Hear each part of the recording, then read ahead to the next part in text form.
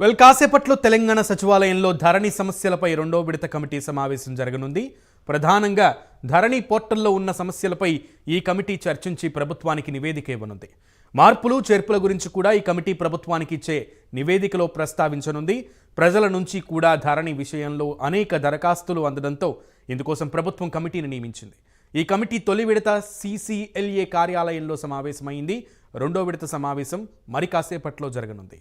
మరింత సమాచారం మా ప్రతినిధి నాగేంద్రను అడిగి తెలుసుకుందాం. Nagendra, thank you. మరి కాసేపట్లో సచివాలయం కేంద్రంగా ధరణికి సంబంధించినటువంటి అంశం పైన రెండో విడత కమిటీ సమావేశం కాబోతుంది. ముఖ్యంగా రాష్ట్రంలో గత ప్రభుత్వం తీసుకొచ్చినటువంటి ధరణి వల్ల రాష్ట్ర వ్యాప్తంగా భూ యజమానులంతా కూడా తీవ్ర ఇబ్బందులు ఎదుర్కొంటున్నారు. ముఖ్యంగా గతంలో కూడా పెద్ద ఎత్తున కాంగ్రెస్ పోరాటాలు చేసింది ధరణి రద్దు చేయాలని. ముఖ్యంగా తెలంగాణ రాష్ట్రంలో కాంగ్రెస్ అధికారంలోకి వచ్చిన తర్వాత ధరణిని రద్దు చేయడంతో పాటు మరొకవైపు భూమాతను తీసుకొస్తాం, దాంతో పాటు ఎవరైతే ధరణి వల్ల నష్టపోయారో వారందరి సమస్యలు తీరుస్తామంటూ కూడా కాంగ్రెస్ హామీ ఇచ్చింది. దానిలో భాగంగానే కాంగ్రెస్ ప్రభుత్వం అధికారంలోకి వచ్చిన తర్వాత ఇప్పటికే మొదటి విడతగా ప్రత్యేకంగా ధరణికి సంబంధించినటువంటి అంశంలో ఒక కమిటీని వేయడం జరిగింది.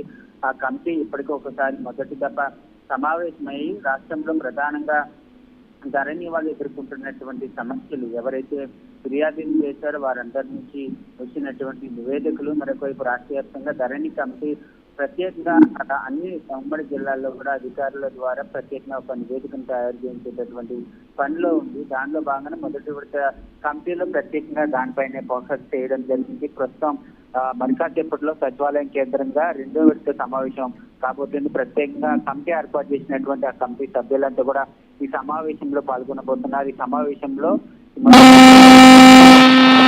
నిర్ణయాలు, అదేవిధంగా ఇప్పటివరకు వచ్చినటువంటి నివేదిక పైన చర్చించిన తర్వాత ప్రభుత్వానికి ఒక నివేదికనిచ్చేటటువంటి అవకాశం అయితే కనిపిస్తుంది. ముఖ్యంగా ఈ ధరణి ప్లేస్ లో భూమాతని తీసుకురావడంతో పాటు మరొకవైపు ఎవరైతే ధరణి వల్ల ఇబ్బందులు ఎదుర్కొంటూ వినతి పత్రాలు ఇచ్చారో వారందరి సమస్యలు తీర్చే దిశగా ప్రస్తుతం రెండో విడత జరిగేటటువంటి సమావేశంలో ఒక నివేదికను తయారు చేసి ప్రభుత్వానికి అందించేటటువంటి అవకాశాలు అయితే కనిపిస్తున్నాయని చెప్పాలి. Thank you.